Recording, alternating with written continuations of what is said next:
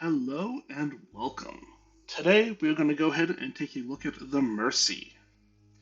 So the Mercy is a medical evacuation ship, and it is also my entry for this month's Ship and Pilot Challenge.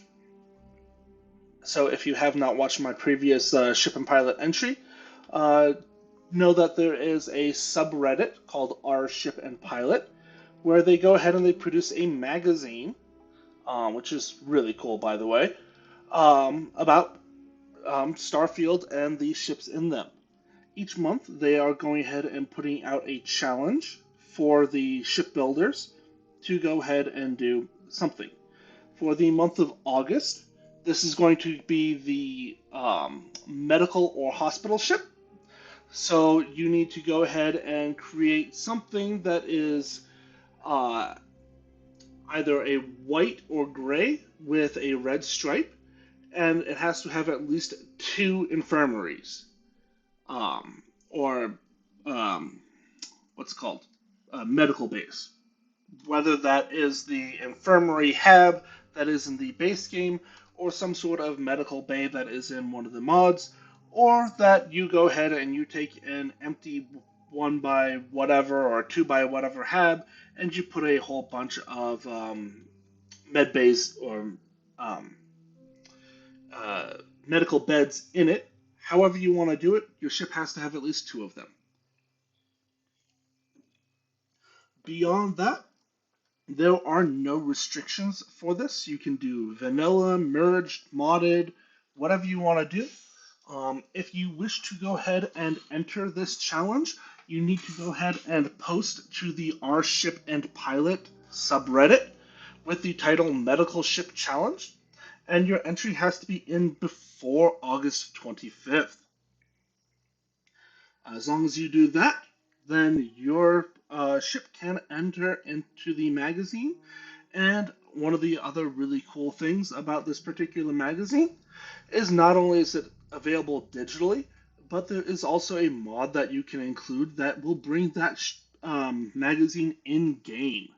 And then you can go ahead and find the magazine in game. So, enough talking about that. Let me go ahead, hop on down, give you the tour.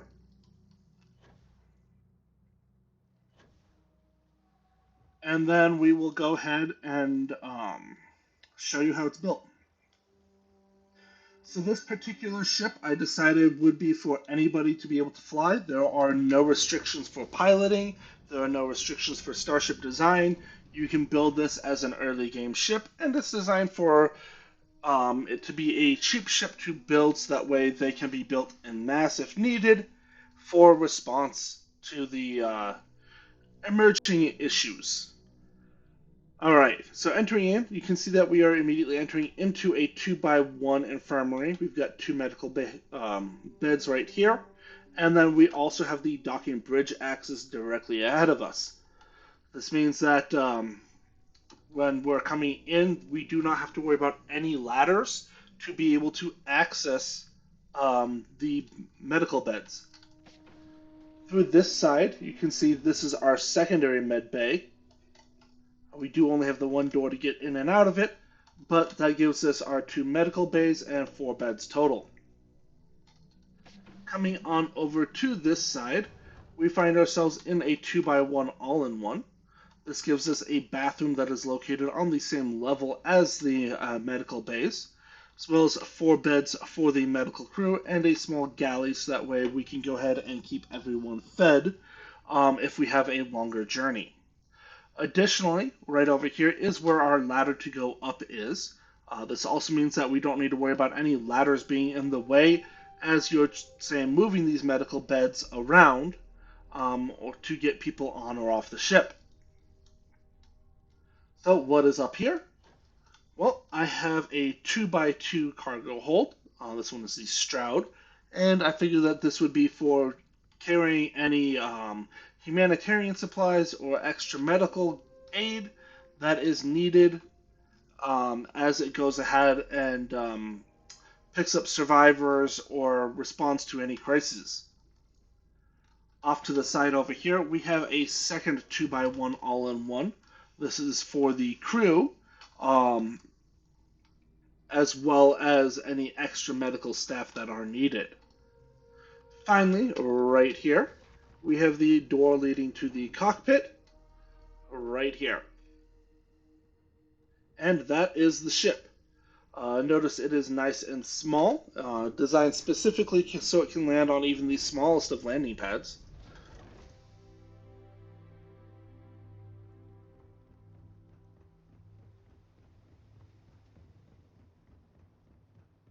So let's go ahead and see how this ship is built. All right. So coming in here, let me go ahead and grab my red. And for my gray or white color, I'm just using this default gray, so I don't need to grab that. All right. So let's go ahead, select all, and delete it. And then show you how the ship is built. So if you want to build this ship yourself, you will need the Better Ship Part Flips and Snaps mod. And it will also probably be better if you have the Play Stores Yourself mod. Otherwise, it might end up making you go up a ladder to go to the secondary infirmary. Or to the all-in-one on the same level. So starting with the landing bay, I'm going to go ahead and grab a 2x1, and this is going to be the first infirmary.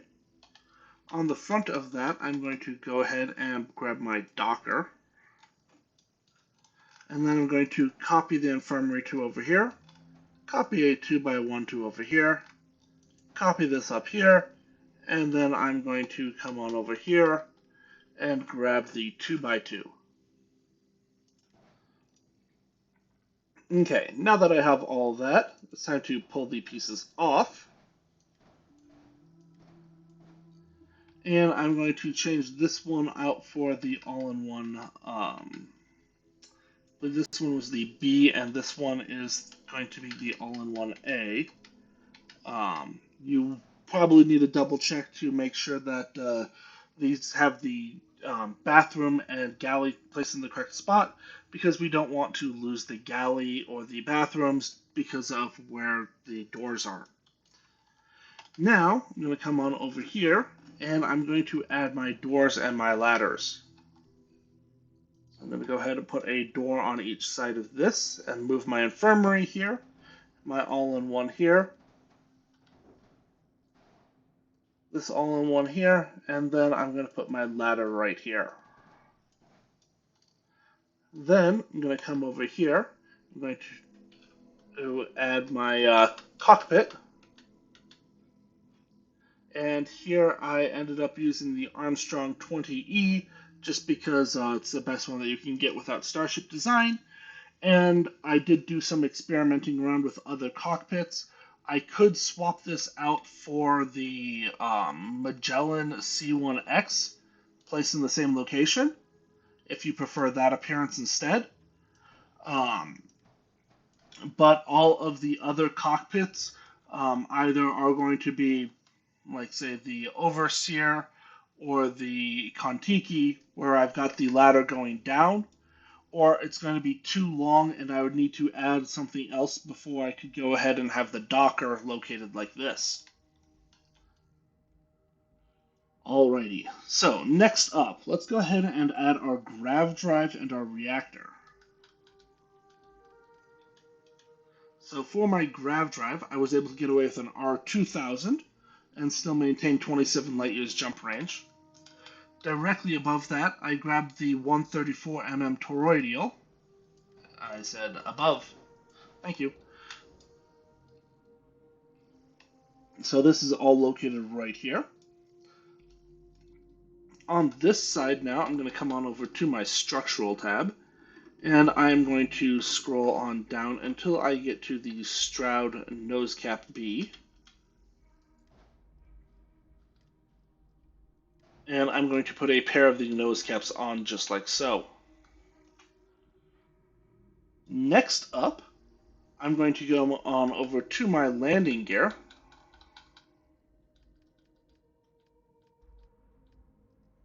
And I am making use of the Pinpoint 3G landing gear. I have two of them on each side of the ship.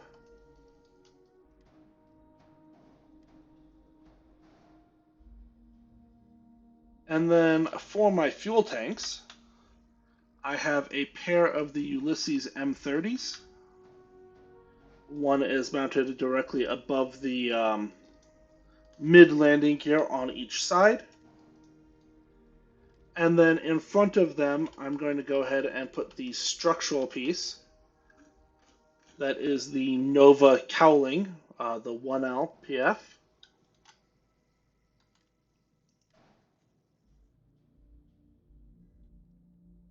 Next, since I'm already in the structural tab, let me come on up here, and I'm going to go ahead and grab a spine C flipped, and then a spine A aft.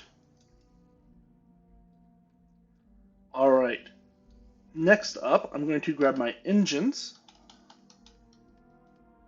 And for this ship, despite the fact that I could go ahead and use, say, like the White Dwarf 1020s, and that would actually be better than the 2010s as far as maneuvering thrust, I decided to use the 2010s because I like the appearance better.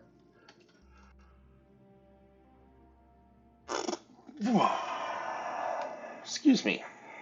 Then I have the White Dwarf 2010 on the other side.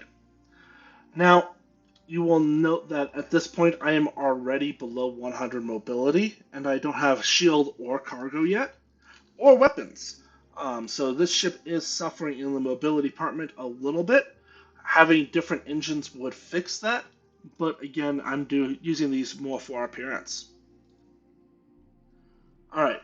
Speaking of, let's go on over to the cargo. So I'm making use of the ballast 100 cm cargo holds, and I am making use of two actual cargo holds. However, I am also making use of the decorative cargo holds. So I have two above as well, and then on this side, I have two more kind of forming the nose. So again, these are all just decorative. They are not actually functional. It's only these two that are actually producing additional cargo capacity.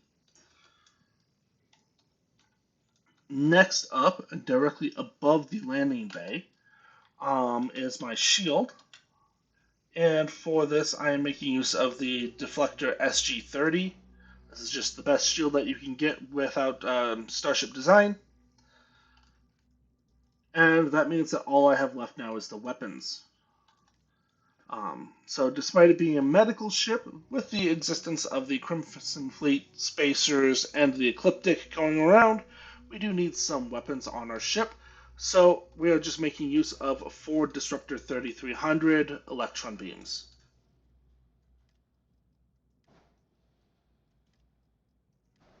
Now these could be swapped out for something else. I just chose to use these ones in particular.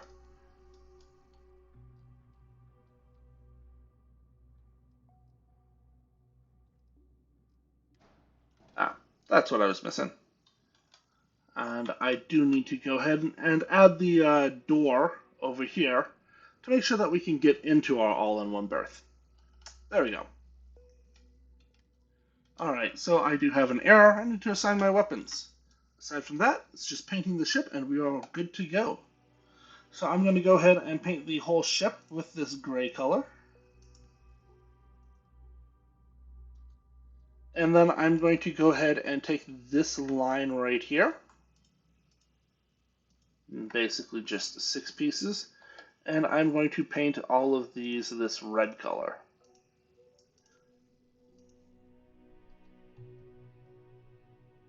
And there you have it. That is the Mercy.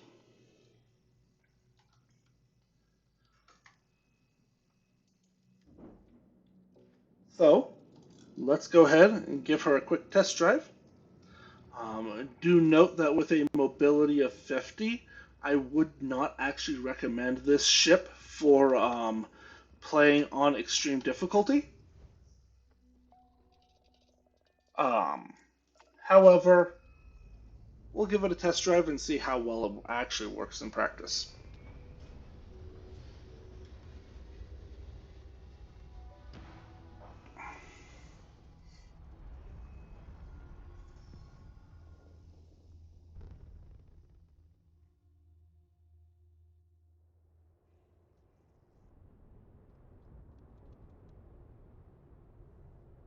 So you can see I do have the anitronic fusion skill, which means that I have 5 extra power. Without any crew, I don't have any extra power from, say, Vasco or somebody with the power skill. Um, but I have 2 spare power. This means that if I did not have the anitronic fusion skill, and I would not expect that in the early game, I would only have 20 to 21 power, which means that I could not fully charge my engines, shield, and my particle beams, but I would just go ahead and reduce power to the particle beams.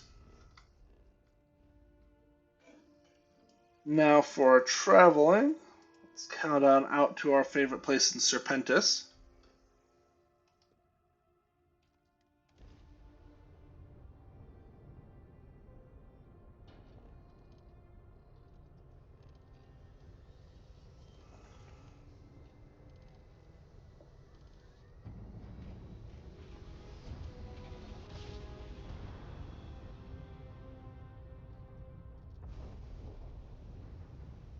Alright, so with this ship, if you are using it for combat, the very first thing that you're going to want to do is basically get distance from wherever you entered.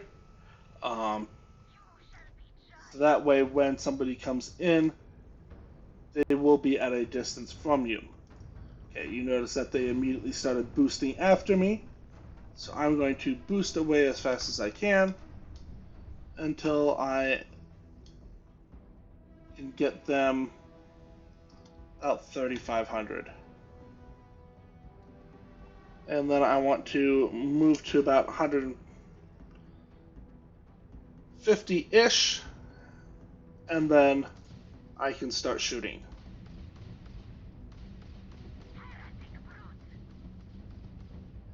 Looks like this Revelation is not a Class A ship, so let me go ahead and just let off on my power a little bit. I'm still flying backwards, and now they are gaining on me.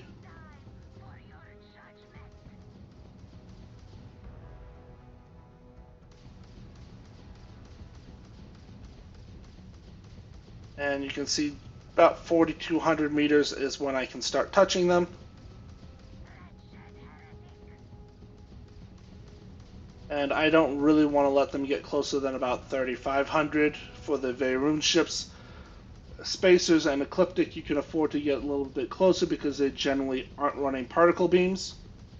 But you still want to stay outside of about 2,000 meters.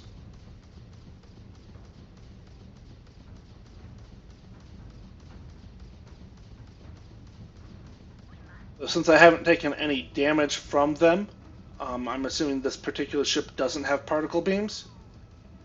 But because I got a lucky shot on their engines, I'm going to go ahead and just start moving closer.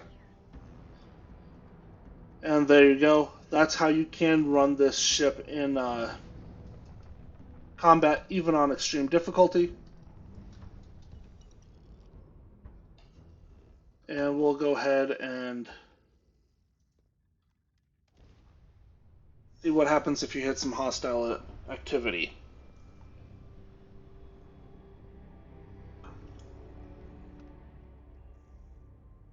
Alright, I have 4 enemy ships here, so again, I'm immediately going to turn and get distance.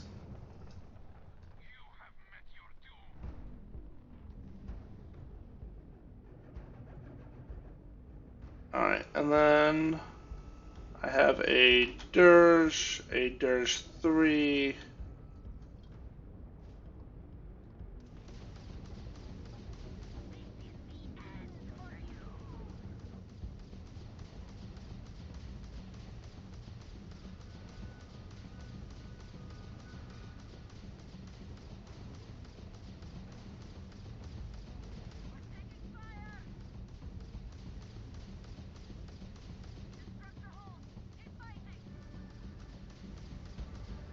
Alright, so that's one down. So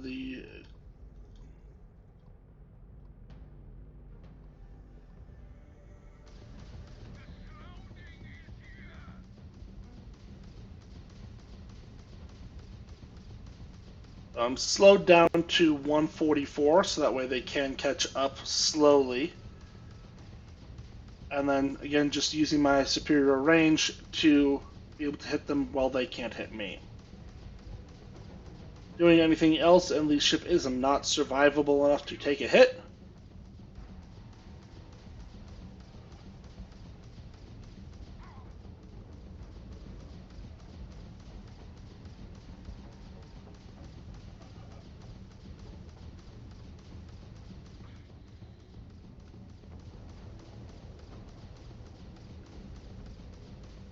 That's two down. I've got two left to go.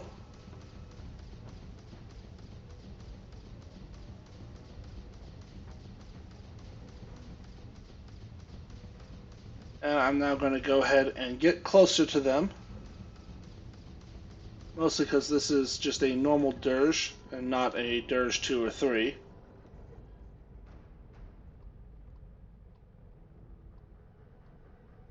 There should be one more of them. Yep, there he is. And we've got a prophecy. So I, again, want to get some distance. And then at about 3,500.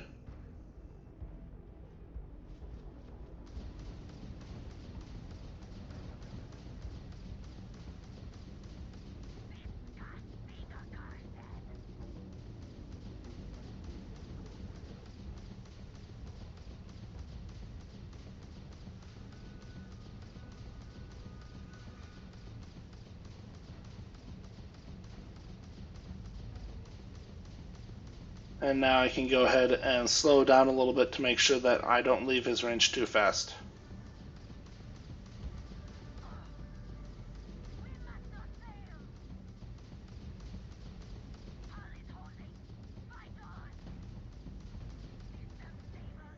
And there we go. So, again, all this is on extreme difficulty. It is kind of choosing the AI to do it that way, but that's the only way that you are going to be able to compete with an early game ship on extreme difficulty in these harder areas. So if you watched all the way to the end, thank you very much. And if you want to create your own ship and enter it into the ship and pilot challenge, just go ahead and look for our ship and pilot. You can check the description, and I will try to remember to include links to the August challenge. So thank you very much for watching, and I will see you next time.